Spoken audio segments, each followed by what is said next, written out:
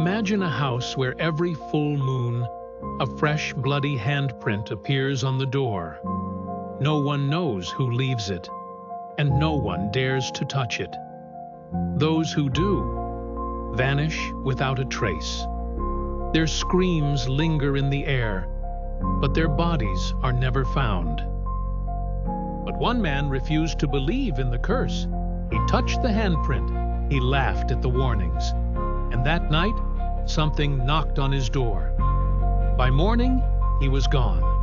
His name was the last thing written in blood. What really happens to those who dare to touch the cursed handprint? Stay with me till the end. Because, after this story, you might never sleep peacefully again. The legend begins in a small, forgotten village where no one dares to whisper about the house at the end of the crooked lane. It stood there, rotting, covered in vines, its windows dark and lifeless. No one had lived there for decades, yet every full moon, a single bloody handprint would appear on the door. No one ever saw who left it, but by morning, it was always there, fresh, dripping, staining the old wooden panels. People spoke in hushed tones about the curse. They said anyone who touched the handprint would be marked, doomed to vanish without a trace. The stories were terrifying. A young boy once ran his fingers over the crimson stain, laughing at the warnings. That night, his mother woke up to find his bed empty, the sheets soaked in something thick and red. He was never seen again. His cries, however, echoed through the village for weeks. Years passed, and the house remained untouched. The villagers built their lives around the horror, careful never to go near it. But there was always one, the one who didn't believe, the one who had to prove it was all just a story. This time, it was Alex, a skeptical journalist looking for his next big story. He arrived in the village, camera in hand, determined to solve the mystery of the bloody handprint. The villagers warned him, pleaded with him, but he laughed it off. It was just an old tale, a piece of folklore meant to scare children. That night, under the glow of a full moon, Alex stood before the cursed house, his breath fogging in the cold air. The door loomed over him, and there it was, a fresh, glistening red handprint, smeared against the wood. His pulse quickened. He reached out, hesitated for just a moment, then pressed his palm against the stain.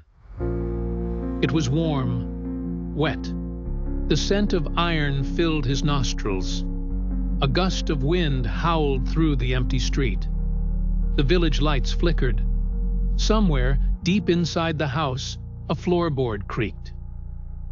Alex stepped back, heart hammering. He laughed nervously. Nothing happened. No ghost. No curse. He turned to leave, triumphant. But then, the sound of footsteps. Heavy, dragging, coming from inside the house. His camera shook in his grip. He swung it around, pointing it at the dark windows. The footsteps grew louder. The doorknob rattled. Slowly, painfully, the door creaked open. The darkness inside was thick, impenetrable. A whisper slithered out, his name stretched and distorted. He stumbled back. The door slammed shut. Silence. His breath came in ragged gasps. The villagers had been watching from a distance. Their faces were pale, eyes wide with terror. He smirked, raising his camera. Got it all on film. Proof that there was nothing to fear. That night, he uploaded the footage, proud of his work. But as he played it back, his stomach twisted. The handprint, it moved, shifted, stretched.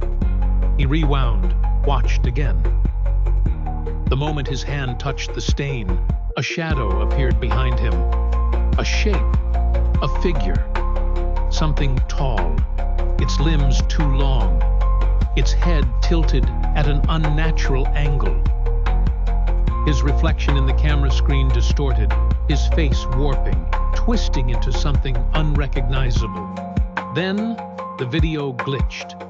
Static. A single frame froze on the screen. The door of the house, wide open. And inside, staring right at the camera, was him. But it wasn't him. The skin too pale. The eyes gone. The mouth stretched into an impossible grin. The timestamp read tomorrow's date. His blood turned to ice. A knock echoed through his apartment. Slow, rhythmic. He turned toward the door, his breath shallow. Another knock. His phone vibrated. A message. No number. Just 3 words. Let me in. The lights flickered. The walls groaned. His laptop screen went black. A single bloody handprint smeared across it. His heart slammed against his ribs. The knocking stopped. Silence. A breath, hot and wet, whispered against his ear. You're mine now. The next morning, the villagers woke to find a new handprint on the cursed house. Larger, darker, and this time, next to it, was a name. Alex. But Alex was never found.